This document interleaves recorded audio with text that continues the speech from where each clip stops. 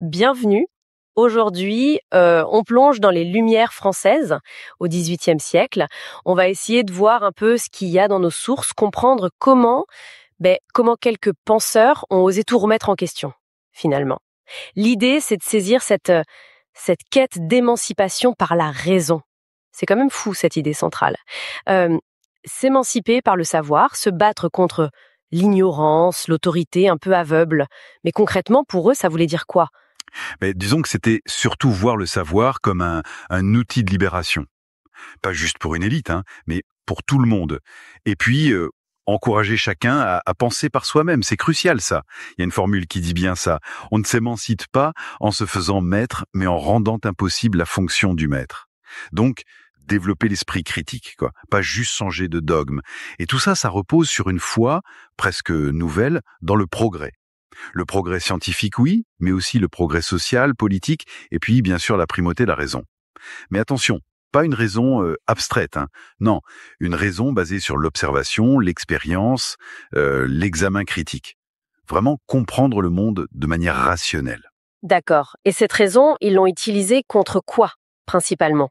C'était quoi leur cible? Ah oui, elles étaient claires. D'abord, tout ce qui est préjugés, superstition, fanatisme religieux. Dans l'encyclopédie, par exemple, on voit bien le lien qu'ils font entre superstition et fanatisme. Pour eux, c'était des fléaux. Et seule la raison pouvait les combattre. Ça mène assez logiquement à un fort anticléricalisme. Anticléricalisme, c'est-à-dire? Mais pas forcément être athée, attention, mais refuser l'influence, l'emprise de l'Église sur la vie publique, sur la pensée. Ils rejetaient aussi ce qu'ils appelaient la métaphysique. La métaphysique. Oui, toutes ces grandes questions sur Dieu, l'âme, l'au-delà. Ils trouvaient ça stérile, invérifiable par l'expérience.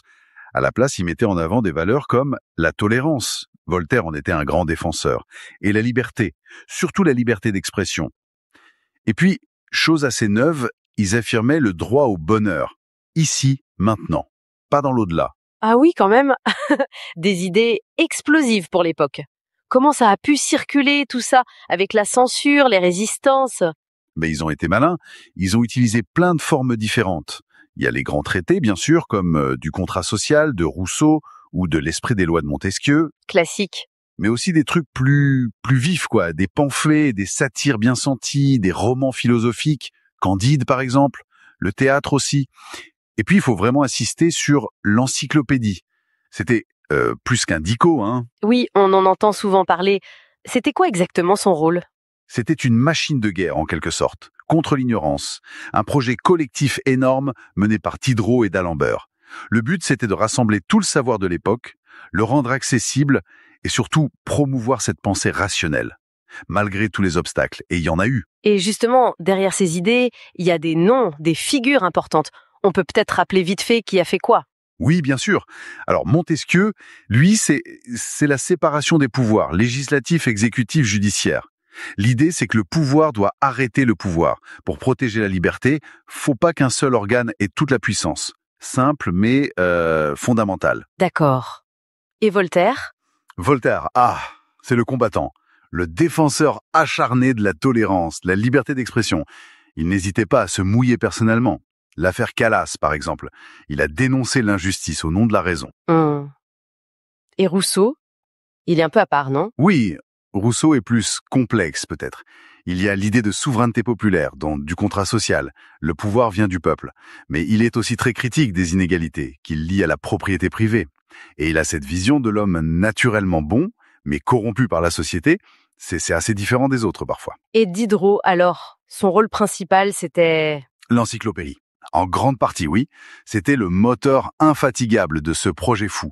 Vraiment convaincu que diffuser le savoir, c'était la clé du progrès. Bon, si on essaye de résumer un peu tout ça, malgré leurs différences, parfois leurs désaccords, ces penseurs, ils ont quand même posé les bases de nos démocraties, des droits de l'homme. L'héritage est énorme, en fait. Tout à fait. C'est indéniable. Et ça nous amène peut-être à une dernière réflexion, une question qui vient notamment de Rousseau, cette tension qu'il pointe entre la nature, qu'il voit comme bonne, et la société, qui corrompt, entre l'individu et le groupe. Ça nous interroge sur la notion même de progrès, telle que les Lumières l'ont pensé.